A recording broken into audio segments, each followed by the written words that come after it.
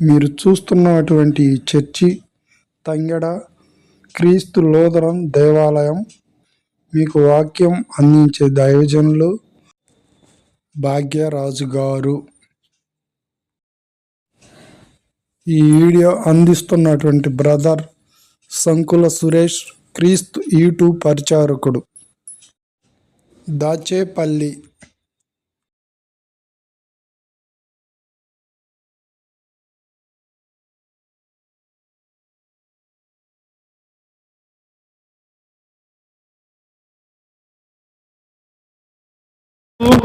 దశమికి రాసినటువంటి మొదటి పత్రిక 5వ అధ్యాయంలో ఇలాగ మనకు ఉన్నది. సహోదరులారా, ఆ కాలమును గూర్చియు ఆ సమయములను గూర్చియు మీకు రాయనక్కరలేదు. రాత్రి వేళ దొంగ ఎలాగ వచ్చునో అలాగే ప్రభు దినము వచ్చునని మీకు బాగుగా తెలియను. చాలు. ఇక్కడ చెబుతున్నాడు. ఎవరమ్మా చెబుతుంది మాట? ఎవరు చెబుతున్నారు? అపోస్తులైనటువంటి పౌలు గారు మరి సంఘాలతో చెబుతున్నాడు. ఏ సంఘము? దెస్సలోనికలో ఉన్నటువంటి సంఘానికి, అక్కడ ఉన్నటువంటి సంఘ ప్రజలకి చెబుతున్నాడు. ఏమని? సహోదరులారా, ఆ కాలం గురించి ఆ సమయం గురించి మీకు రాయనక్కరలేదు. దేని గురించి అంటామా? ఆ కాలము గురించి. ఏ కాలము? ప్రభు వచ్చు కాలము గురించి, ఆ సమయమును గురించి మీకు నేను రాయనక్కర్లేదు. సమస్తం మీకు తెలుసు, సమస్తం మీకు తెలుసు అన్నాడు. ఇంకేమన్నాడు? రాత్రి వేళ దొంగ ఎలాగో వచ్చునో అలాగే ప్రభు దినం వచ్చినని మీకు బాగుగా తెలియను. ప్రభు దినం ఎప్పుడు వస్తుందంట? దొంగ ఎలాగొస్తాడు? మనకు తెలిసే విధంగా వస్తాడా? మనకు తెలిసే విధంగా వస్తాడా? రాడు. మనకి తెలియనటువంటి సమయంలో, గాఢమైన నిద్ర కలిగినటువంటి సమయంలో ఆ దొంగ అంతేనమ్మా. ఆ దొంగ ఎప్పుడు వస్తాడు? మనకి తెలియనటువంటి సమయము, ఇంకా గాఢమైన నిద్రలో ఉన్నప్పుడు మాత్రమే వస్తాడు. మెలకువగా ఉంటే వస్తాడా? దొంగ రాడు. మెలకువగా ఉంటే మనము రాడు. ఎప్పుడు నిద్రపోతుండ, గాఢమైన నిద్రపోతున్న సమయంలో మరి ఆయన ఆ దొంగ వస్తాడు చెప్పబడింది. ఈ దొంగ ఎప్పుడు వస్తున్నో అప్పుడు మనం ఏం చేయాలి? ఈ దొంగ ఎప్పుడు వస్తున్నా కనిపెట్టాలని చెప్పి ఆ ఇంటి యజమాని ఏం చేస్తాడు? ఇంట్లో దొంగతనం జరిగింది, రోజు జరుగుతుంది, ఒక రోజు కాదు, రోజు దొంగతనం జరుగుతుంది. అప్పుడు ఆ ఇంటి యజమాని ఏం చేస్తాడు? నిద్రపోడక జాగ్రత్తగా కూర్చుని మెలకోగలిగి ఎప్పుడు వస్తాడని కనిపెట్టుకుని ఉండాలి. ఏ సమయంలో వస్తాడని కనిపెట్టుకుని ఆ దొంగని పట్టుకోవాలని చెప్పేసి ఆ యజమానుడు మెలకువగలిగి ఎలాగ ఉంటాడో అలాగే మనము హృదయమనే మెలకువగలిగి, హృదయముతో మెలకువగలిగి మనము ఆయన కోసము కాసుకొని ఉండాలి. ఆయన రాకడ విషయంలో కాసుకుని ఉండాలి. అందుకని దేవుడి సంగమా వాక్యం ఇలా చూస్తుంది. 24వ అధ్యాయం మత్తయి సువార్త 42 నుంచి 44 వరకు చూస్తే ఇలాగున్నది. మత్తయి సువార్త 24వ అధ్యాయము 42 నుంచి 44 వరకు ఇలాగున్నది. కావున ఏ దినమున మీ ప్రభు వచ్చునో మీకు తెలియదు గనక మెలకువగా నుండుడి. ఏ జామున దొంగ వచ్చునో ఆ ఇంటి యజమానికి తెలిసినలా అతడు మెలకువగా ఉండి తన ఇంటికి కనవైనడని మీరు ఎరుగుదురు. మీరు అనుకున్న గడిలో మనిషి కుమారుడు వచ్చును గనకనే మీరును సిద్ధముగా ఉండుడి అని చెప్పబడింది. ఎప్పుడంటమ్మా? మీరు ఎరగని, మీరు అనుకునే గడిలో మనిషి కుమారుడు వచ్చును. మనిషి కుమారుడు అంటే ఎవరు? యేసుక్రీస్తు వారు. ఆయన వస్తా అన్నాడా? రానన్నాడా? ఆయన వస్తాడు. మరలా ఎక్కడికి వస్తా అన్నాడు? భూలోకానికి వస్తాడా? భూలోకానికి రాడు. ఆయన వెళుతున్నటువంటి సమయంలో ఎలాగ వెళ్ళాడో మేఘాలతో, మరలా అలాగే మేఘాలతో వస్తాడని మరి చివరిలో మనకి కనపడుతుంది. అపోస్తుల కార్యం 1వ అధ్యాయంలో కనపడుతుంది. అపోస్తలుల కార్యం 1వ అధ్యాయంలో మనకు కనపడుతుంది. 7, 8, 9 వచనాలు చూస్తే మనకు కనపడుతుంది. అక్కడ అలా యేసుక్రీస్తు వారు మేఘాలపై అలా వెళ్ళిపోతూ ఉన్నప్పుడు శిష్యులందరూ కూడా అలా చూస్తూ ఉన్నారు, జనులందరూ కూడా చూస్తూ ఉన్నారు. చూస్తున్నప్పుడు ఒక దూత వచ్చి, మీరు ఏమి చూస్తున్నారు, ఆయన ఎలాగ కొనిపోయబడ్డాడు, మరలా అలాగే మేఘాలతో తిరిగి వచ్చును అని చెప్పేసి చెప్పబడి ఉంది. అంటే మేఘాల మీద మరలా వస్తాడు, మేఘాలతో ఎలా కొనిపోబడ్డాడు, మరలా మేఘాలతోనే ఆయన వస్తాడని చెప్పబడి ఉంది. అక్కడ కనపడిందమ్మా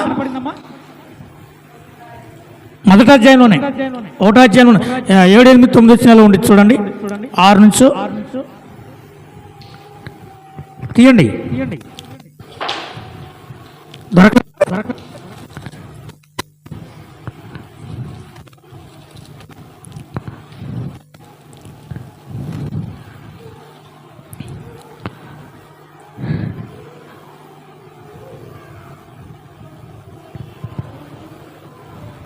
కనపడిందమ్మా?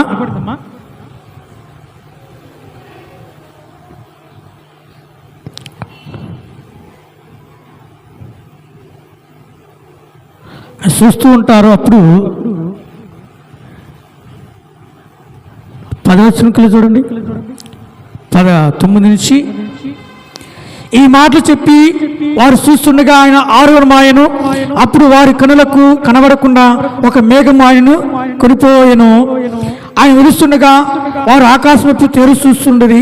ఇదిగో తెల్లని వస్త్రం ధరించుకున్న 2 మనుషులు వారి ఎదురు నిలిచి, గలిలే మనుషులారా, మీరెందుకు నిలిచి ఆకాశం వైపు చూస్తున్నారు? మీ యొద్ద నుండి లోకమునకు చేర్చుకొనబడిన ఈ యేసే ఏ రీతిగా పరలోకమునకు వెళ్ళుట మీరు చూస్తారో ఆ రీతిగానే ఆయన తిరిగి వచ్చినని వారితో చెప్పిరి. ఉందమ్మా? ఏ రీతిగా వెళ్ళాడో మళ్ళా అదే రీతిగా చూడండి. వారికి కనపడకుండా మేఘం ఏం చేసిందంట, తీసుకుని వెళ్ళిపోయింది. మరలా అదే రీతిగా మరలా వస్తాడని రాయబడింది. అని ఎలా వెళ్ళాడో అలాగే మరలా తిరిగి వస్తాడు. కనుక ప్రియ దేవుడి సంగమా, మనం ఏం చేయాలి? వస్తాడని చెప్పాడు కనుక మెలకువగా ఉండి, మీరు అనుకున్న గడియలో మనిషి కుమారుడు వచ్చిన కనుకనే మీరు సిద్ధంగా ఉండండి అని చెప్పబడింది. మరి సోర్త్ పాఠంలో మనం చూసినట్లయితే ఇక్కడ మనకేం కనపడుతుందమ్మా? పరలోక రాజ్యము తమ దీవుట్లు పట్టుకొని పెండ్లి కుమారుని ఎదుర్కొంటకు బయలుదేరిన 10 మంది కన్యకలను పోలి ఉన్నది. వీరిలో 5 బుద్ధి లేని వారు, 5 బుద్ధి గలవారు. బుద్ధి లేని వారు తమ దివిటీలు పట్టుకొని తమతో కూడా నూనె తీసుకొని పోలేదు. బుద్ధి గలవారు తమ దివిటీలతో కూడా సిద్ధిలలో నూనె తీసుకొని పోయిరి.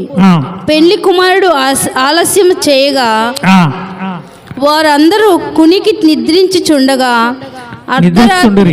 అర్ధరాత్రి వేళ ఇదిగో పెళ్లి కుమారుడు అతన్ని ఎదుర్కొని రండి అను కేక వినబడెను. అప్పుడు ఆ కన్యకులందరూ లేచి తమ దివిటీలను చక్కపరిచి గాని బుద్ధి లేని ఆ కన్యకలు, మా దివిటీలు ఆరిపోవచున్నవి గనుక మీ నూనెలో కొంచెము మాకు ఇయ్యుడని బుద్ధిగల వారిని అడిగిరి. అందుకు బుద్ధిగల కన్యకలు, మాకు మీకును ఇది చాలదేమో, మీరు అమ్మవారి వద్దకు పోయి కొనుకొనుడని చెప్పిరి. వారు కొనబోవుచుండగా పెళ్లి కుమారుడు వచ్చెను. అప్పుడు సిద్ధపడి ఉన్నవారు అతనితో కూడా పెళ్లి విందుకు లోపలికి పోయిరి. అంతటా తలుపు వేయబడెను. ఆ తరువాత తక్కిన కన్యకలు వచ్చి, అయ్యా అయ్యా మాకు తలుపు తీయమని అడగగా అతడు, మిమ్ము నెరుగనని మీతో నిశ్చయముగా చెప్పుచున్నానెను. ఆ దినమైనను గడి అయినను మీకు తెలియదు గనుక మెలకువగా ఉండుడి. అక్కడేమో మనిషి కుమారుడు వస్తాడు కనుక సిద్ధంగా ఉండండి అని చెప్పాడు మత్తయి సువార్త 24వ అధ్యాయంలో. మరి ఇక్కడికి వచ్చి దొరికామో ఏమన్నాడు? ఇక్కడ ఈ కన్యకల గురించి, పరలోక రాజ్యం చేరేవారి గురించి, చేరవారి గురించి చెబుతున్నాడు.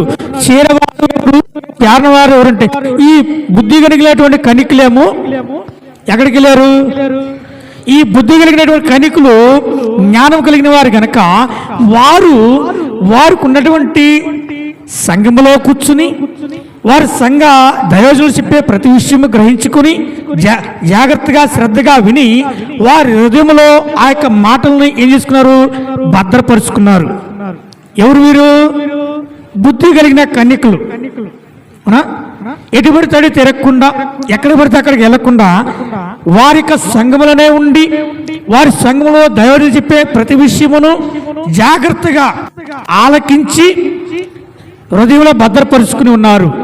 మరి బుద్ధి లేనటువంటి కన్యకులు వారికి ఎందుకు లేదు? వీరు ఎందుకు వెళ్ళలేదంటే మనకి దశలోకి రాసిన తిమోతికి రాసిన 2వ పత్రిక 2వ వచనం నుంచి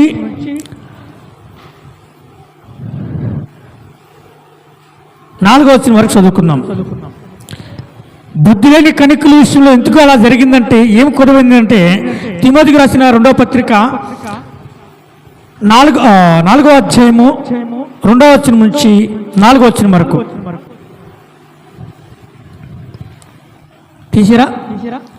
తిమోతికి రాసిన 2వ పత్రిక 4వ అధ్యాయము 2 నుంచి 4 వరకు. వాక్యమును ప్రకటించుము, సమయమందును సమయమందును అసమయమందును ప్రయాసపడుము, సంపూర్ణమైన దీర్ఘశాంతముతో ఉపదేశించుచు ఖండించుము, గద్దించుము, బుద్ధి చెప్పుము. చాలు ఆగాలి, తర్వాత కదా మాది. ఇక్కడ ఏమనుందమ్మా? వాక్యమును ప్రకటించుము, సమయమందును అసమయమందును ప్రయాసపడుము, సంపూర్ణమైన దీర్ఘశాంతముతో ఉపదేశించు. ఏమన్నాడు? ఖండించుము, గద్దించుము, బుద్ధి. మరి ఇక్కడ చెప్పేదేంటి? లోదర సంఘంలో వచ్చేటువంటి వాక్యాలన్నీ ఈ యొక్క విధంగా వచ్చేటువంటి వాక్యాలా, లేక మీ కుటుంబం బాగుండుగాక, మీ కుటుంబం సంతోషం ఉండుగాక, మీరు దీర్ఘాయుష్మంతులైన గాక అని చెప్పేటువంటి వాక్యాలు ఉంటాయా? చెప్పండమ్మా అమ్మలారా, చెప్పండి. ఇక్కడ గద్దించే వాక్యాలు ఉంటాయి, ఖండించే వాక్యాలు ఉంటాయి, బుద్ధి చెప్పే వాక్యాలు ఉంటాయి. అంటే ఇవి మనకేం చేస్తుంది? రుచించక ఏం చేస్తున్నాము? రుచించక ఇదిగో తర్వాత వచ్చిన చూడండి, తర్వాత వచ్చిన చదువు తీయాలంటారు. ఎందుకనగా జనులు హితబోధను సహింసక దురద చెవులు గలవారై తమ స్వకీయ దురాశలకు అనుకూలమైన బోధకులను తమ కొరకు పోగు చేసుకొని సత్యమునకు చెవినీయక కల్పన కథల వైపునకు తిరుగు కాలము వచ్చును కాదు, వచ్చింది. అక్కడ వచ్చునందుకని వచ్చింది. ఇప్పుడు జరుగుతున్నదే. మన సంఘ విశ్వాసులు ఏం చేస్తున్నారు తెలుసా? ఇదే చేస్తున్నారు. మన సంఘంలో ఉన్నటువంటి బిడ్డలు ఏం చేస్తున్నారు? శుక్రవారం ఒకవైపు, ఆదివారాలు ఇంకొక చోటకి, అవునా, ఇంకో చోటకి, ఇంకొక రోజు ఇంకో చోటకి, రకరకాలకి. ఇదిగో ఇక్కడ ఉన్నది. ఎందుకనగా జనులు హితబోధను సహింపక, ఎందుకంటే ఇక్కడ వాక్యము ఖండిస్తుంది, గద్దిస్తుంది, బుద్ధి చెబుతుంది. ఈ వాక్యము రుచించక, ఈ గద్దించే వాక్యము, బుద్ధి చెప్పే వాక్యము నచ్చక ఏం చేస్తున్నారు? అనుకూలమైనటువంటి బోధకుల వైపు పరిగెడుతూ, ఆ బోధనల వైపు, ఆ కథనాల వైపు పరిగెడుతూ ఉన్నారు. అవునా కదమ్మా? పరిగెడుతున్నదే. ఎక్కడికన్నా నాదం ఉండిద్దేమో కానీ దేవుని యొక్క ఆదివారం ఆరాధించేటువంటి ఆరాధన దినం రోజున నాదం ఉంటుంది, కానీ శుక్రవారం దినం మాత్రము నాదం ఉండదు. ఎంత ఖర్చు వెళ్తారు, ఇక్కడ మాత్రము రావు. ఏం రావు? చేతులు రావు. ఇక్కడికి మాత్రం చేతులు రావు. వెళ్తానికి ఉంటాయి, అక్కడ వందల వేలు కలియటానికి ఉంటాయి. ఇక్కడ నేను అడుగుతున్నారా? లేదే. దేవుడి సంగమా, దేవుడి వాక్యం చెబుతుంది ఏమని? గద్దించుము, బుద్ధి చెప్పుము, ఖండించమని చెబుతుంది. ఈ రీతిగా ఉంటేనే, ఈ చివరి షాట్ ఉంటేనే బుద్ధి కలిగిన కన్యకలు అవుతారు. బుద్ధి కలిగిన కనికులు చేసే పని ఏంటంటే ఆ గద్దింపుని, ఆ బుద్ధి చెప్పేటువంటి మాటలను ఖండించే మాటలను జాగ్రత్త శ్రద్ధగా విని వారికి వారు ఏం చేస్తారు, సరి చేసుకుని దేవుని వాక్యాన్ని భద్రపరుచుకుంటూ ఉంటారు. కనుకనే వీరు ఇక గద్దింపుకు లోబడిన వారు, సహించిన వారు, ఆ యొక్క బుద్ధి చెప్పినట్టు మాటలకు వారు బుద్ధి కలిగి ఉన్నవారు ఇప్పుడు ఏమవుతున్నారు, పరలోకంలో చేరారు. బుద్ధి లేని వారు ఇదిగో ఇలా చూడండి, జనులు హితబోధను సహింపక ఏ చెవులంట, దురద చెవులు గలవారై తమ స్వకీయ దురాశలకు అనుకూలమైన బోధకులను తమ కొరకు పోగు చేసుకుని, అనుకూలమైన బోధకులను పోగు చేసుకుని, అనుకూలమైన వారి కొరకు వారికి ఏమైతే అనుకూలంగా ఉంటుందో మా కార్యాలు జరుగుతుంది. అక్కడ ఏం కార్యాలు చేసేది? ఆయన దేవుడా, ఆయన దేవుడా, ఎవరమ్మ చేసేది? దేవుడు చేయాలి. దేవుడే సైతమే మత్తయి సువార్త 8వ అధ్యాయము ఒకసారి చూడండి. మత్తయి సువార్త 8వ అధ్యాయంలో యేసుక్రీస్తు వారి సైతమే ఏం చెప్పాడో చూడండి ఒకసారి. మత్తయి సువార్త 8వ అధ్యాయము మొదటి నుంచి చదవడమ్మా ఒకసారి.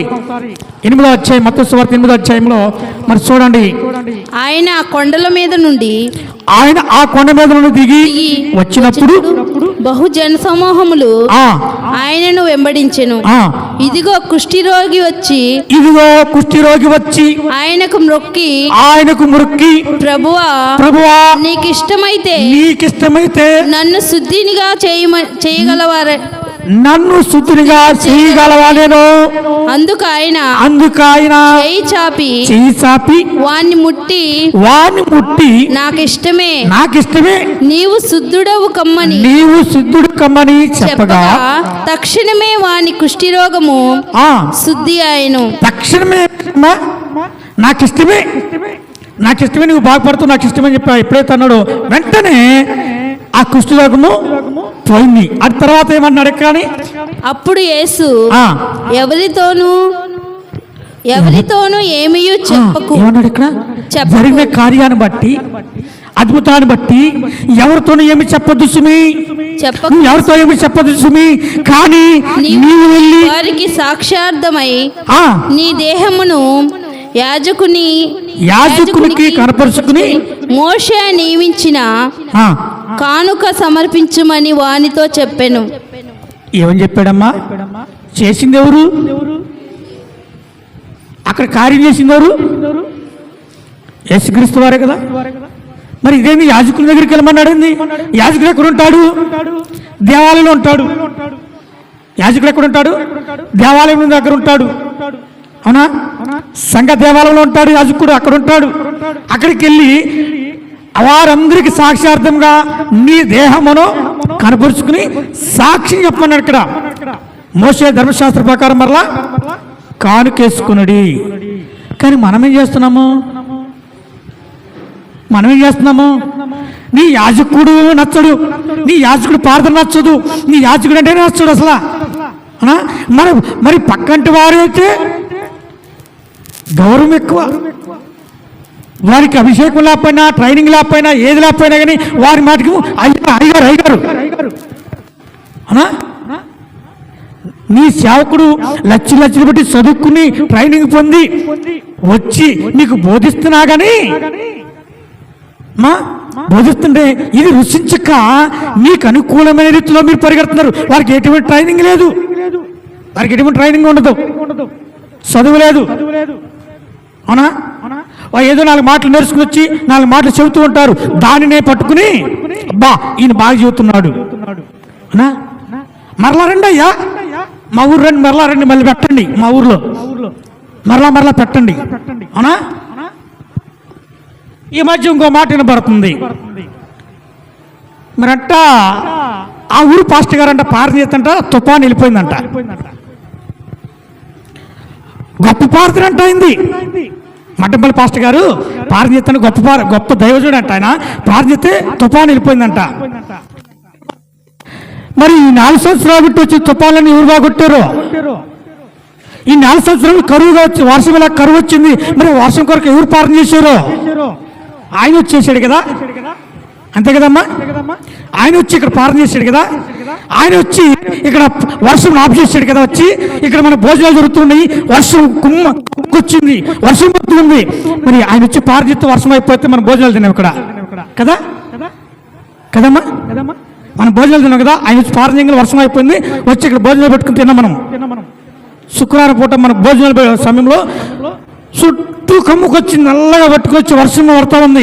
వర్షం పడుతూ ఉంటే మన పెద్దలు కూడా, అయ్యా ఇవాళ ఏం పెడతాం భోజనం, వర్షం పడుతుంది, వర్షం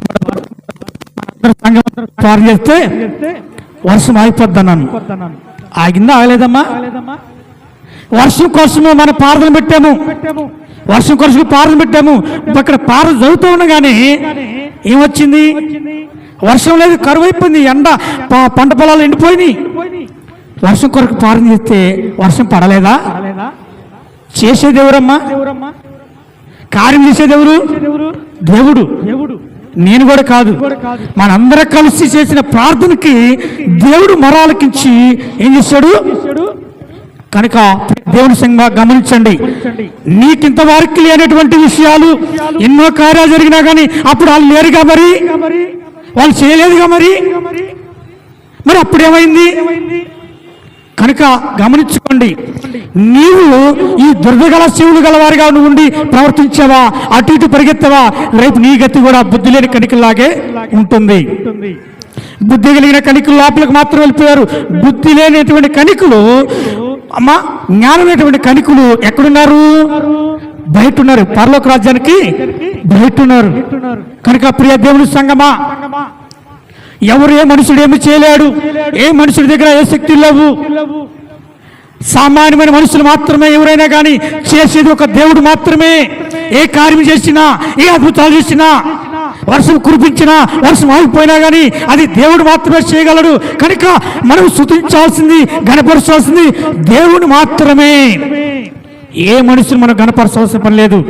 అది ఎంతటి వాడైనా సరే, ఎంతటి యాజకుడైనా సరే, ఆ యాజకుడి వరకే, యాజకుడిగా అంతవరకే. నీకు చేసే కార్యాలు ఏదైనా కానీ, నీ జీవితం జరిగే ఏ అద్భుతమైన కానీ ఒక దేవుడు మాత్రమే చేస్తున్నాడు. ఇశ్రాయేలు జనానికి చేసిన కార్యాలు మర్చిపోయారు. నేటి మన సంఘ విశ్వాసులు కూడా దేవుడు చేసే కార్యాలు మర్చిపోయి మనుషుల వైపు తిరుగులాడుతున్నారు, మనుషుల వైపు వెళుతున్నారు. బుద్ధి లేని కణికల వరుసలోకి వస్తారు. ఎవరు ఏ కణికల వరుసలోకి వస్తారమ్మా? బుద్ధి లేని కణికల వరుసలోకి వస్తారు. కనుక బుద్ధి కలిగి జ్ఞానముతోనూ నడుచుకోనడి అని మరి పోయిన వారు మనం చెప్పుకున్న వాక్యం, పోయిన వారు మనం చెప్పుకుంది. జాగ్రత్తగా ఉండండి, బుద్ధి కలిగి జ్ఞానము కలిగి నడుచుకునడి. ఇక్కడ చెప్పేటువంటి విషయాలు దేవుని వాక్యానికి విరుద్ధమైనవి కార్యాలయం జరగట్లా, జరుగుతున్నాయమ్మా? దేవుని వాక్యానికి విరుద్ధమైన కార్యాలయం ఇక్కడ జరుగుతున్నాయా? లేదు. పోనీ నా బైబిల్కి ఆ వాళ్ళ దగ్గర ఉన్న బైబిల్కి ఏం తేడా ఉందా? వాళ్ళు కొత్త బైబిలా, నా బైబిల్ వేరా? నా దాంట్లో పాత విషయాలు ఉన్నాయి, వాళ్ళ దగ్గర కొత్త విషయాలు ఉన్నాయా? వాళ్ళ బైబిల్లో నాకన్నా ఎక్కువైన విషయాలు కలిగి ఉన్నాయా నా బైబిల్ కంటే కూడా? లేవు కదా. వారు చెప్పినా, నేను చెప్పినా, ఎవరు చెప్పినా, ఏది చెప్పినా దీంట్లోంచి చెప్పాల్సిందే. ఇది కాకుండా వేరేది చెప్పినా, ఏరేది బోధించినా శాపం వచ్చునని చెప్పేసి వాక్యంలో చెప్పబడింది.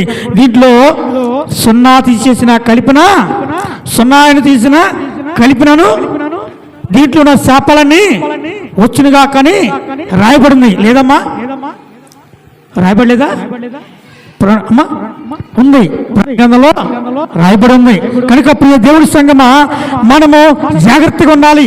దేవుని వాక్యము ఎక్కడైనా దేవుని వాక్యం నువ్వు వినే దాంట్లో ఉంది తేడా, నువ్వు వినే దాంట్లో తేడా ఉంది కానీ చెప్పే దాంట్లో తేడా ఏం లేదు. చెప్పే దాంట్లో తేడా ఉందా, వినే దాంట్లో తేడా ఉందా? చెప్పండి అమ్మా. మనం వినే దాంట్లో తేడా ఉంది. నువ్వు శ్రద్ధగా ఆలకించి ఆయన ఏమి చెబుతున్నాడు, ఏది సత్యము, అది చెప్పేటువంటి సత్యం ఏంటి, నీతి ఏంటి అని గ్రహించాలి. గ్రహించకుండా అమ్మా ఏం చేస్తాము? ఆయన చెప్పేదేదో మాకు అర్థం కావట్లేదు, ఆయన ఏం చెబుతున్నాడో మాకు తెలియట్లేదు, అవునా? ఆయన ఏం చెప్తున్నాడో మాకు తెలియట్లేదు. ముందు నువ్వు వింటున్నావా? ముందు నువ్వు చెవిగ్గింటున్నావా? చెవికి ఆలకించమని చెప్పబడింది వాక్యము. చెవికి ఆలకించమని చెప్పబడింది కనుక అదిగో బుద్ధి లేని కణికులు ఇలాగా ప్రవర్తించారు కనుకనే అనుకూలమైన బోధకుల తరం వరకు పోగు చూసుకుని సత్యమునకు చెవినీక దేనికంట సత్యానికి చెవి ఇవ్వకుండా దేనికి ఇచ్చారంట కల్పన కథల వైపు తిరుగు కాలము వచ్చి ఉన్నది. ఆ కల్పన కథల వైపు పరిగెడుతున్నారు. ఆ కథలే బాగుండయి. అక్కడ ఏముంటుంది? దేవుని వాక్యం కొంచెం ఉంటుంది, కథలు మాత్రము చాలా ఉంటాయి. అవునా? ఏమంటారంటే ఇక్కడ యేసుక్రీస్తు మత్తయి సువార్తలోనేమో యాజకుడు కనిపించుకోమని చెప్పేసి చెప్పబడి కార్యం జరిగినాక మరి నేటి కాలపు ఈ యొక్క బోధకులు ఏమంటున్నారంటే ఇలాంటి వాళ్ళు ఏమన్నారంటే నీకు అబ్బాయి పడతాడు అమ్మాయి పడతాడు అడగరండి, ఒక రాత్రి ఆడ కలపండి, ఒక రాత్రి అక్కడే ఉండండి, అమ్మాయి పడతాడు మీకు అమ్మాయి పడతాడు ఏం పర్లేదు అక్కడ ఉండండి, అక్కడికి రండి ఒక రోజు, అమ్మా తీసుకురమ్మా. అవునా? చూడండి మరి ఇక్కడ యేసుక్రీస్తు వారు సైతమే ఏం చెప్పాడమ్మా? యాజకునికి నీ దేహాన్ని కనపరుచుకుని ఆ జనులకు సాక్ష్యార్థంగా సాక్షి చెప్పుకుంటూ అక్కడ సాక్షి చెప్పుకుని ఏంటి మనం మోషే ధర్మశాస్త్ర ప్రకారము కానుక చెల్లించుకొనుము అని చెప్పేసి చెప్పబడింది. మరి ఇలాంటి యాజకుల వైపు మనం పరిగెడుతున్నాము. ఎవరి వైపు? మా దగ్గరికి రండి, మీరు చెప్పింది నెరవేరుద్ది, మా దగ్గర ఉండండి. మరి యేసుక్రీస్తు వారము వెళ్ళండి, నీ యాజకుడు ఎక్కడ ఉంటాడు అక్కడికి బండి, నీ దేహాన్ని అక్కడ కనపరుచుకుని అక్కడ అనేక మందికి సాక్షార్థంగా నీకు సాక్షి చెప్పి జరిగే కార్యం చెప్పి అక్కడ మోసే ధర్మశాస్త్ర భాగం కానుక చెల్లించుకోమంటే మరి యేసుక్రీస్తు అలా చూస్తే ఈనాటి కాలపు బోధకులు ఏం చేస్తున్నారు? ఆకర్షించుకోవటానికి మరి ఆ కారణం ఎవరు? దేవుడే కదా ఇచ్చింది, మరి ఆయన చేయలేదు కదా. కానీ నీకు అమ్మాయి పడతాడమ్మా, అమ్మా తీసుకురా, అక్కడికి రండి, ఓ రోజు అక్కడే ఉన్నట్టు చేయండి అనా. ఇలా ఉన్నారు, ఇలా పౌరుస్తున్నారు. ఈ జనులు కూడా వారి వైపే పరిగెడుతున్నారు, వారి దగ్గరికే పరిగెడుతున్నారు. మరి మనలాంటి సామాన్యమైన వాడు గేహాజీ ఎలీషా భక్తుడి దగ్గరికి వచ్చాడండి. ఎలీషా భక్తుడి దగ్గరికి వచ్చినప్పుడు ఆయనకి స్వస్థ కలిగిందా లేదమ్మా? ఆయనకేముంది? మంచి ఎదుర్చాలడనే కానీ ఆయనకు రోగం ఉంది. ఆ రోగము పోట్ల. ఇది ఎక్కడ పోయిద్దా అంటే అక్కడ ఆ సైనికుడు అక్కడ ఉన్నటువంటి జనులు ఇశ్రాయేలు జనాంగం తీసుకుని వెళ్తే అక్కడ చిన్న పాప చెప్తుంది, అక్కడ పలానా చోట దైవజనుడు ఉన్నాడు, అక్కడికి వెళ్ళు, నీ యొక్క రోగము స్వస్థపడిద్ది అని చెప్పేసి అని చెప్పినప్పుడు అక్కడికి వస్తాడు. వచ్చినప్పుడు ఈ దైవజనుడు అంటాడు, ఇదిగో ఈ యొక్క నదిలో 7 మార్లు మునుగు అని చెప్పంటే ఈనాటాడు, దేశంలో నదులు లేవా, మా దేశంలో మేము మునగలేవా, ఈ మాత్రం మునుగుతాము అని చెప్పేసి మాట్లాడుతూ వెళ్తుంటే తన దగ్గర ఉన్నటువంటి ఇంకో సైనికుడు ఏమంటాడంటే, అయ్యా ఎందుకని మంచిది ఆ దైవజనుడు ఏం చెబుతున్నాడో ఆ చెప్పినట్టు చేద్దాము, నీ జరిగిందా పర్లేదు, లేకపోతే మన పని మనం చూసుకుందాం అని చెప్పేసి అని చెప్పినప్పుడు ఆయన ఆ యొక్క నదిలో 7 మార్లు మునిగి 7వసారికి చిన్న పిల్లవాడి శరీరం వల్లే అయిపోయింది. అవునా? చిన్నపిల్లవాడి శరీరం వల్ల అయిపోయింది. ఈ కార్యం జరిగినాక మరలా ఆయన దగ్గరికి వచ్చాడా? ఎక్కడనుందమ్మా? ఎక్కడనుందా? పోనీ నీ కార్యాలు కావాలి, వెళ్ళావు, కార్యం జరిగింది, అంతవరకే. మరలా వెళ్తున్నామంటే అది ఎలాంటిది? ఎలాంటిది? యేసుక్రీస్తు వారి పరిశీలనతోనూ వారితో చెబుతుంటాడు, ఏమని? మీరు చూసి క్రియలు చూస్తారే కానీ మీరు నమ్మరు. సూచక్రియలు అడుగుతున్నారు, బాగానే ఉంది, ఇదిగో ఏదో సూచక్రియ చేయమన్నారు, సూచక్రియల వరకే కానీ మీకు నమ్మరు. దేవుణ్ణి, నిజమైన దేవుడి కార్యాలని నమ్మరని చెప్పింది. అంటే ఇక్కడ మరలా అలా పని లేదు. మరి ఆ ఎలీషా భక్తుడి దగ్గరికి అతడు కుష్ఠరోగిగా ఉన్నటువంటి ఆయన వచ్చాడు, గేహాజీ. మరి ఎంతో మంది జయించాడు, ఎన్నో దేశాలను జయించినటువంటి ఆయన అక్కడికి వచ్చి బాగుపడినాక మరలా వెళ్ళిపోయి దేవుడు స్తుతించాడు, దేవుణ్ణి ఘనపరిచాడు ఆ దేశంలోకి వెళ్ళి. అంతేగాని మరలా తిరిగి ఎలీషా భక్తుడు ఆడున్నాడు ఏడున్నాడు, ఏ ప్రాంతంలో ఉన్నాడు, ఎత్తుక్కుని మరలా రాలా. కానీ మనోళ్ళు వెళ్తున్నారు. వాబ్బో, అవునా? నమ్మకమ్మగా ఆయన సన్నిధిలో నువ్వు ఉండి నీకు ప్రార్థన చేసుకున్నావు అంటే ఏ కార్యము జరగదు. నీకు దేవుడి మీద విశ్వాసం లేదు, కానీ ఆ ఉన్నటువంటి దైవజనులు అంటే విశ్వాసము, అవునా? వారు చెప్పే మాటలు మీకు నమ్మకము, అందుకని పరిగెడుతున్నారు. మరి ఇక్కడ వాక్యం ఏం చెబుతుందంటే, ఇదిగో బుద్ధి లేని కణికలాగా మీరు ఉండక మెలకువ కలిగి ఉండండి. బుద్ధి కలిగిన వారు మెలకువ కలిగి సమస్తం గ్రహించుకుని ఆయన సన్నిధిలో ఉండి చెప్పినటువంటి విషయాలను గ్రహించుకుని ఏం జరిగింది? ఎక్కడికి వెళ్ళారమ్మా? పరలోకానికి వెళ్ళారు. ఇప్పుడు మనము ఏ బ్యాచ్లో ఉన్నామంటారు? బుద్ధి కలిగిన కణికల వరుసలో ఉన్నామా, బుద్ధి లేని కణికల వరుసలో ఉన్నామా? ఆలోచించండి. బుద్ధి కలిగినటువంటి వారేమో, బుద్ధి కలిగిన కణికలేమో ఇక్కడ నిత్యము ఉండేవారు. బుద్ధి లేని కణికలు ఇదిగో ఇక్కడ ఉన్న చూడండి, సత్యమునకు చెవి యొక్క కల్పన కథల వైపు తిరిగారు. చూడండి, వారు అనగా అమ్మా దురదశవులు కలిగి పరిగెడుతున్నారు. దురదశవులు వాళ్ళకు అనుకూలమైన బోధకుల కోసం వెళ్తున్నారు. వాళ్ళకి అనుకూలమైన బోధకులు కావాలి. నేడు ఇక్కడ రాని వారు మరలా ఎక్కడుంటారు? ఇంకోసారి ఉంటారు. ఎక్కడ మాత్రం రారు. మరి ఇక్కడికి నువ్వు రానటువంటి స్థితిని బట్టి నీకు పరలోకం ఎలా వచ్చింది? బుద్ధి కలిగిన స్త్రీలో కణికల్లోకి వారసులోకి నువ్వు ఎలా వస్తావు? రావు కదా. ఇక్కడ వాక్యంలోనే ఉంది కదా, బుద్ధి కలిగి ఉండండి, మెలకువ కలిగి ఉండి సత్యం తెలుసుకుని ఉంది, విశ్వాసాన్ని చేపట్టుకుని ఉండండి చెబుతుంది వాక్యము, అవునా? అంతేగాని బుద్ధి లేని వారు తిరిగినట్టు, బుద్ధి లేని వారు ఉన్నట్టు జీవించట్టు మనం జీవించగలదు. మెలకువ కలిగి ఉండండి, మెలకువగా ఉండండి అని మరి చెబుతుంది. కనుక ప్రియ దేవుని సంగమా, మరి ఒక భక్తుడు ఒక పాట రాశాడు. ఊరెళ్ళింది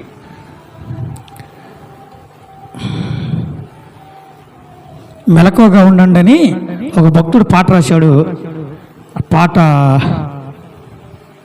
మీకెవరికి రాదు, కానీ మెలకువగా ఉండండి ప్రియులారా, మీ మీద కీడున్నది ప్రియులారా. మెలకువగా ఉండండి ప్రియులారా, మీ మీద కీడున్నది ప్రియులారా. మెలకువగా నుండండి ప్రియులారా, మీ మీద కీడున్నది ప్రియులారా. ఎవరేమన్నాను ప్రియులారా, తిరిగి ఏమి అనవద్దు ప్రియులారా. ఎవరేమన్నాను ప్రియులారా, తిరిగి ఏమి అనవద్దు ప్రియులారా. మెలకువగా ఉండండి ప్రియులారా, నీ మీద కీడున్నది ప్రియులారే. పక్కనే ఉన్నాడు పగవాడు, ఎక్కడున్నాడంట? పక్కనే ఉన్నాడు పగవాడు, మన చక్కకి చేరేను శనిగాడు. పక్కనే ఉన్నాడు పగవాడు, మన చక్కకి చేరేను శనిగాడు. ఈ శనిగాడు ఎక్కడ ఉన్నాడు? ఈ పగవాడు ఎక్కడ ఉన్నాడు? మన పక్కనే ఉంటాడు, మనతోనే ఉంటాడు, మనలోనే ఉంటాడు. మనలోనే ఉంటూ మనతోనే ఉంటూ ఏం చేస్తాడు? సరిపేస్తూ ఉంటాడు, సంఘాన్ని పాడు చేస్తూ ఉంటాడు. ఎక్కడో ఉన్నాడు, మన పక్కనే ఉంటాడంట. అదే మెలకువగా ఉండండి ప్రియులారా, మీ మీద కీడున్నది ప్రియులారా. మెలకువగా నుండండి ప్రియులారా, మీ మీద కీడున్నది ప్రియులారా. పక్కనే ఉన్నాడు పగవాడు, పక్కనే ఉన్నాడు పగవాడు, మన చక్కకి చేరేను శనిగాడు. మన చక్కకి చేరేను శనిగాడు. మెలకువగా నుండండి ప్రియులారా, మీ మీద కీడున్నది ప్రియులారా. నిజమే, ఎక్కడో ఉండదు. చెడగొట్టేవారు మనలోనే ఉంటారు, మనతోనే ఉంటారు, మన సహస్రులు ఉంటారు. ఏం చేస్తారు? బుద్ధిగా ఉన్నటువంటి నిన్ను చెడగొట్టి చెరిపేసి నడిపిస్తూ ఉంటారు. వారు తిరుగుతారు అటు ఇటు, వారు తిరిగేది కాక మనల్ని కూడా ఏం చేస్తారు? చెరుపుతారు. లోకంలో ఒక సామెత ఉంది, ఒక గాడిదంట ఇల్లి మేస్తూ ఉందంట. బుద్ధిగా ఇల్లి మేత మేస్తూ ఉంది, గాడిదెళ్ళి మేత మేస్తూ ఉంది. ఇంకో గాడిద వచ్చి, ఇది అరిసే గాడిద. ఏ గాడిదమ్మా? మేసేగాడిది కాదు, అరిసేగాడిది కనుక అక్కడికి వచ్చి ఈ మేసేగాడిని ఏం చేస్తుంది, ఓ ఓ ఓ అని అరుతుంది. అవునా? ఇప్పుడు ఏం చేస్తుంది? మేసేగాడిని ఏం చేస్తుంది? చెడగొడుతుంది. మేసేగాడిని చెడగొడుతుంది. ఈ గాడిదేమో మీదు మేసేగాడిని మేయట్లేదు. అలాగే ఈ సంఘాల్లో కూడా అలా తయారయ్యారు. ఈ సంఘాలు కూడా అలాగున్నారు. ఎలాగా? జాగ్రత్తగా శ్రద్ధగా కూర్చుని మనం ఎక్కడే ఉండి ఇక్కడే ఆలకిద్దాము, దేవుడి మాటలు, దేవుడే కార్యతలని శ్రద్ధగా ఉంటుంటే ఈ గాడి వచ్చి ఏం చేస్తుంది? తాను కూర్చోదు, కూర్చునే వాళ్ళు కూర్చోనేదు, తను రాదు, వచ్చేవాళ్ళు రానేదు. అవునా? ఏం చేస్తుంది? చెడగొడుతుంది అనమాట. అంటే చూడండి, జాగ్రత్తగా ఉండండి. పక్కనే ఉన్నాడు పగవాడు, ఎక్కడో కాదు, ఎక్కడనంట మన పక్కనే ఉంటాడు, మనలో ఉంటాడు, మనతోనే ఉంటాడు. కానీ సంఘాన్ని ఏం చేస్తాడు? చెడగొట్టేస్తాడు. సంఘాన్ని విచ్ఛిన్నం చేసేస్తాడు, చీల్చిపాయేస్తాడు అంటాడు. అక్కడ కార్యాలు జరుగుతున్నాయి, అక్కడ అద్భుతాలు జరుగుతున్నాయి. ఆయన చెప్పింది ఎలా జరుగుతుంది, ఆయన పట్టింది ఎలా బంగారమే, ఆయన పట్టిందలా బంగారమే. రండి చెప్పి ఏం చేస్తున్నారు? సంఘాన్ని పాడు చేస్తున్నారు. మీరు ఎక్కడ ఉండరు, మనలోనే ఉన్నారు, మనతోనే ఉన్నారు. కనుక బుద్ధి లేని కణికులు అలా ఉన్నారు కనుకనే, అలా జీవించారు కనుకనే వారు పరలోకానికి వెళ్ళలేదు. బుద్ధి కలిగిన కణికులు ఇక్కడికి వచ్చి శ్రద్ధగా కూర్చుని జాగ్రత్తగా విని, చెప్పేటువంటి విషయాలు జాగ్రత్తగా విని వారి జీవితాన్ని సరి చేసుకుని వారు ఏమయ్యారు? పరలోకానికి చేరారు. మెలకువ కలిగి ఉండాలి మనము. అమ్మా, ఏం కలిగి ఉండాలి? ఆయన ఎప్పుడు వస్తాడో తెలీదు, ఏ సమయంలో వస్తాడో తెలీదు. వస్తా అన్నాడు, రాకమానడు. అవునా? వస్తానన్నాడు, రాకమానడు. అవునా? వస్తానన్నాడు, రాస్తాడు. కొత్తగా పెళ్ళయింది అబ్బాయికి బెంగళూరులో ఉద్యోగం వివాహం చేసుకున్నాడు. బెంగళూరు ఉద్యోగం అయితే వెళ్ళాడు. పిల్ల ఇక్కడే ఉంది, తల్లిదండ్రుల ఇంటికాడ ఉంది. మా జాగ్రత్తగానండి, తల్లిదండ్రుల ఇంటికాడే పెళ్లి కూతురు ఉంది. తీసుకుని వెళ్ళా పిల్లాడు ఏం చెప్పాడు? వెళ్తూ నేను అక్కడ మనం ఉండటానికి మంచి ఇల్లు చూసి మరలా వచ్చి నేను తీసుకుని వెళ్తాను, నాతో ఉండేలాగా నువ్వు తీసుకుని వెళ్తానని చెప్పేసి వెళ్ళాడు పెళ్లికొడుకు వెళ్ళాడు. ఈ పెళ్లికొడుకు వచ్చిందాక ఈ పెళ్లి కూతురు ఏం చేస్తుందమ్మా? వెళ్ళిపోయాడు నాకెందుకులా అని తన జీవితం తను సాగించుకుంటూ తన ఇష్టమైన రీతిలో జీవిస్తుందా? అమ్మా లేదు. నాకు భర్త అక్కడ మంచి ఇల్లు చూసి వస్తా అన్నాడు, నన్ను తీసుకెళ్తాడని చెప్పేసి రోజు ఎదురు చూస్తుంది. ఈ రోజు వస్తాడు, రేపు వస్తాడు, ఎల్లుండి వస్తాడు, అతను వస్తాడని ఎదురు చూస్తూ ఉంటుంది. ఒక సమయము ఆయన ఇల్లు దొరికి మొత్తం సమస్తము సరిది నీట్గా పెట్టి వచ్చి ఏం చేస్తున్నాడు? తీసుకుని వెళ్ళిపోతాడు. అనగా ఇప్పుడు మనము క్రీస్తుతో మనం ప్రదానం చేయబడి ఉన్నాము. అపోస్తలుడు పౌలు గారు అంటాడు, నేను ఒకరికి మాత్రమే ప్రదానము చేశాను, అనేక మందికి నేను ప్రదానము చేయలేదు. అవునా? ఒకరికి మాత్రమే ప్రదానం చేశాను కానీ అనేక మందికి ప్రదానము చేయలేదు. మరి ప్రదానం చేసుకునే వాడు తీసుకెళ్ళి వివాహం చేసుకోడా? చెప్పండి. ప్రధానము తీసుకుని వచ్చినాక తీసుకుని వివాహం చేసుకోడా? మనందరం ప్రదానం చేసుకుని వెళ్ళిపోయాడు. యేసుక్రీస్తు వారు ప్రదానం చేసుకున్నాడు. ఇక మధ్యాకాశంలో వస్తాడు, మేఘాల మీద యేసు వచ్చుచున్నాడు. మేఘాల మీద యేసు వచ్చుచున్నాడు, పరిశుద్ధులందరినీ తీసుకుపోతాడు.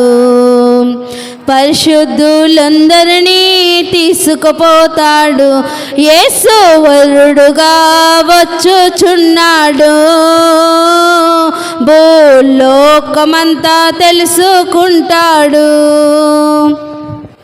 కనుక ఆయన ఎలా వస్తాడంటమ్మా?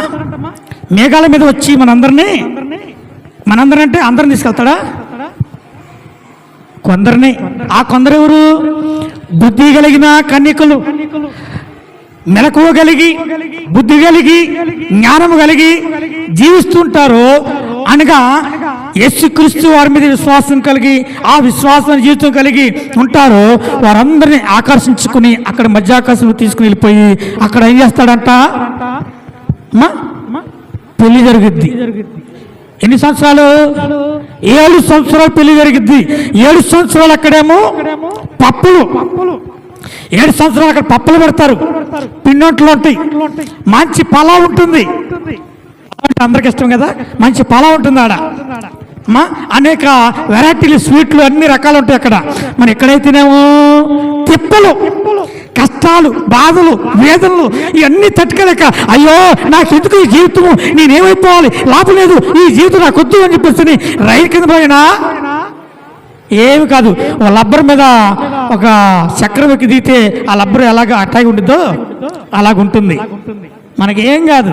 ఓ కొండ వచ్చి నా మీద పడుము అని ఆ కొండ దగ్గరికి వెళ్ళి అడిగి ఆ కొండలో వచ్చి నీ మీద పడినా ఏమి కాదు. ఓ లబ్బర్ బంతి మీద పడి ఎగిరినట్టు ఉండిద్ది. ఇప్పుడు జంపింగ్ అని వస్తుంది ఇప్పుడు కదా, ఆ తిరణాలు చూస్తుంటాం జంపింగ్ అని. దాని మీద ఏం చేస్తాం, అటు ఎగరగాలి అంత ఎగురుతాం, మళ్ళీ పడతాం, మళ్ళీ ఎగురుతాం. అలాగే నీ జీవితం అలా ఉంటుంది. కొండరాయి వచ్చి నీ మీద పడినా కూడా ఆ జంపింగ్ లాగా ఆ రాయి ఎగురుతే కానీ నీకు మాత్రము ఏమి కాదు. కనుక ఆ 7 సంవత్సరాల్లో అక్కడ ఉండేటువంటి పప్పలు, పిండంటలు, బిర్యానీ కావాలా, లేక 7 సంవత్సరాలు ఇక్కడ మిగిలిపోయినటువంటి వారికి ఉండేటువంటి కష్టాలు, బాధలు, వేదనలు కావాలా? ఏవి కావాలి మనకి? ఏవి కావాలమ్మా? ఏమి కావాలి? పప్పులు కావాలా, తిప్పలు కావాలా? పప్పులే కావాలి. అందరు పప్పులే కోరుకుంటారు, తిప్పలు కోరుకారు ఎవరు కూడా.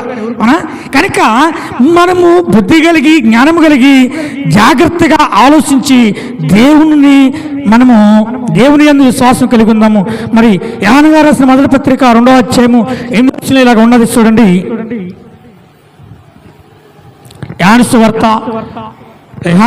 యోహాను రాసినటువంటి మొదటి పత్రిక 2వ అధ్యాయము 8వ వచనము. మొదటి పత్రిక, యోహాను గారు రాసినటువంటి మొదటి పత్రిక 2వ అధ్యాయము 8వ వచనంలో ఇలాగున్నది. మరియు కొత్త ఆజ్ఞను మీకు రాయిస్తున్నాను, చీకటి గతిస్తున్నది, సత్యమైన వెలుగు ఇప్పుడు ప్రకాశించున్నది గనుక అది ఆయన యందును మీ యందును సత్యమే. ఏమంటున్నాడు ఇక్కడ? చీకటి గతించుతున్నది, సత్యమైన వెలుగు ప్రకాశిస్తున్నది గనుక అది ఆయన యందును మీ యందును సత్యమే. సత్యం. మనం వెలుగు సంబంధమే కానీ చీకటి సంబంధము కాము అని మరి మనం చదువుకునేటువంటి వాక్య భాగం మనం చూసాము. అవునా? మనం వెలుగు సంబంధులమా, చీకటి సంబంధులమా? అంటే వెలుగు, ఇదిగో నీ లోకానికి వెలిగి ఉన్నాను, కానీ ఈ లోకమును గ్రహించలేదు.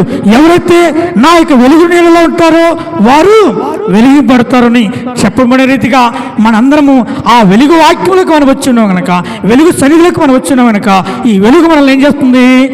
వెలిగిస్తుంది. అవునా? ఒక దీపం పక్కన ఇంకో దీపం పెడితే ఆ పక్కన దీపం కూడా వెలిగిద్దా లేదా? ఒక దీపం వెలుగుంది, ఈ ఎలగని దీపాన్ని తీసుకెళ్ళి దాని దగ్గర పెట్టామనుకోండి, అది కూడా వెలిగిద్దా లేదా? కనుక ఎలుగుతున్నటువంటి దేవుడి దగ్గరకు మనం వస్తే మనం కూడా ఏమవుతాము? వెలిగించబడతాము. ఇది సత్యము. అవునా? అర్థమైందని నేను చెప్పింది. ఆయన వెలుగుతూ ఉంటాడు, నిత్య జీవము కలిగిన వాడు కనుక ఆయన సంత మనం ఉంటే మనం కూడా నిత్య జీవము కలిగి ఉంటాము. అంటే వెలిగేటువంటి మన ఆయన జీవించున్నాడు, మనం జీవిస్తుంటాము, నిత్యము జీవించుంటాము. కనుక ఇటువంటి స్థితి కావాలంటే మనందరం ఏం చేయాలి? మెలకువ కలిగి ఉండాలి. మెలకువ కలిగి ఉండండి అని చెబుతున్నాడు. కనుక ఆయన రాకడ సమయానికి ఏమి జరుగుద్దో, ఎలా జరుగుతాయో అన్ని విషయాలు కూడా రాయబడి ఉన్నాయి. రాకడ సమయానికి ఏమేమి జరుగుతాయో అన్నీ రాయబడి ఉంది. మత్తయి సువార్త 24వ అధ్యాయం మొత్తం మనం చదువుకుంటే దాంట్లో ఉంటుంది. ఈ సమయానికి ఇలా జరిగింది, యుద్ధాలు జరుగుతాయి, అనేక ఆశ్చర్యకాలు, విచిత్రాలు జరుగుతుండే అన్నీ రాయబడి ఉంది. ఇవన్నీ జరగాల్సినవి, కానీ నా రాకడ అప్పుడే రాదు. ఇవన్నీ జరగాల్సినవి. మనుషుల మీద మనుషులు తిరగబడతారు, చంపుకుంటారు. అవునా? ఇవన్నీ చెప్పబడి ఉంది. ఇప్పుడు జరుగుతుంది అదే. దేశాల మీద దేశాలు యుద్ధాలు జరుగుతున్నాయి, మనుషుల మీద మనుషులు రేగుతున్నారు. రేగట్లేదమ్మా? మనుషుల మీద మనుషులు రేగట్లేదా? రేగుతున్నారు. అనేక చిచ్చులు పెట్టి అవునా రేపుతున్నారు. అంటే ఇవన్నీ ఆయన రాకడ సూచనలే, రాకడ దగ్గరకు వచ్చిందని మనం గ్రహించుకుని ఈ జరుగుతున్నటువంటి విషయాలన్నీ కూడా శ్రద్ధగా గ్రహించుకుని మనం ఏం చేయాలి? మెలకు కలిగి ప్రార్థన చేయాలి. ఎప్పుడు కూడా నీ హృదయంలో ఆయన స్తుతిస్తూ ఉండాలి. నీ హృదయంలో ఎప్పుడు కూడా ఆయన తలపే ఉండాలి. నీ హృదయంలో ఎప్పుడు కూడా ఆయన మాటలే ఉండాలి. వేరే ఏముండకూడదు. నువ్వు నడుస్తున్నా, నువ్వు కూర్చున్నా, నిద్రపోతున్నా, ఏం చేస్తున్నా కానీ నీ మతిలో ఆయన యొక్క విషయాలు ఉంటూనే ఉండాలి. అంతేగాని లోకమైన విషయాలు నీలోకి వచ్చినాడలా, లోకమైన విషయాలు నీలో ఉన్నాడలా నీవు బుద్ధి లేని కణికలాగా అయిపోతావు, బుద్ధి కలిగిన కణికలాగా ఉండవు. కనుక ఇవన్నీ ఎప్పుడు గ్రహించుకుని ఉంటావు అప్పుడు నువ్వు బుద్ధి కలిగిన కణికల వరుసలోకి వెళ్ళి పరలోకాన్ని చేరి ఆయనతో పాటు పెళ్లి కుమార్తెగా ఉంటావు. అట్టి ధన్యతా భాగ్యము దేవాతి దేవుడు చేరువచ్చి మనందరికి దచ్చిన గాక. సమస్త జ్ఞానంకు మించిన దేవుని సమాధానము యేసుక్రీస్తు వల్ల మీ హృదయమును మీ తలము కానుండుగాక. ఆమేన్. స్థిరమైన మనస్సును తనవుగా పుట్టించుము, నీ సన్నిధానములో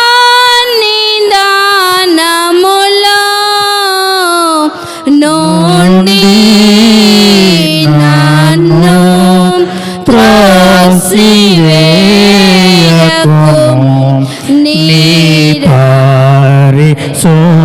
సోదాత్మాను నా యొద్ద నుండి తీసివేయకుము, నీ రక్షణాంగము నాకు మారాల పుట్టించుము, సమాధి గల మనసు కలుగా చేసి నన్ను దృఢపరచుము.